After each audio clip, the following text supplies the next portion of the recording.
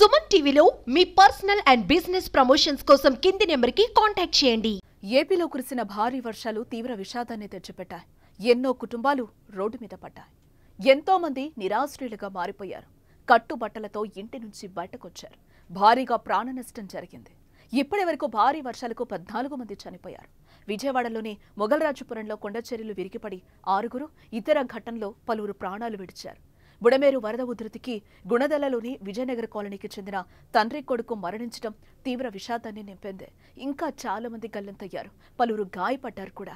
ఎన్నో కుటుంబాలు తీవ్ర శోకంలో మిగిలిపోయాయి. చాలా చోట్ల ఆయన వారి జాడ తెలియక వారు ఏమయ్యారో అనే బాధతో కుటుంబ సభ్యులు అల్లాడిపోతున్నారు. అయితే కొందరిని వరద మళ్లీ కలుపుతోంది. తాజాగా తప్పిపోయిన ఫ్యామిలీ మెంబర్స్ మళ్లీ కలవడంతో తాజాగా విజయవాడలో భావోద్వేగ దృశ్యాలు నెలకొన్నాయి.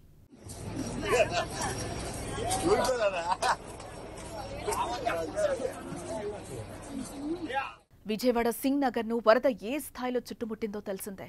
జలదిగ్బంధమైంది సింగ్ నగర్. ఈ క్రమంలోనే ఓ కుటుంబ సభ్యులు చెల్లాచెదరయ్యారు. ఎవరు ఎక్కడున్నారో తెలియదు, ఏమయ్యారో తెలియదు. తండ్రి ఆచూకీ తెలియక కొడుకు, కొడుకు ఆచూకీ తెలియక తండ్రి 2 రోజుల నుంచి దిగులు చెందుతూనే ఉన్నారు. చివరికి నేడు ఒకరినొకరు కలుసుకున్నారు. కొడుకును చూసిన వెంటనే తండ్రి చిన్నపిల్లల్లా బోరున విలపిస్తూ హత్తుకున్నాడు.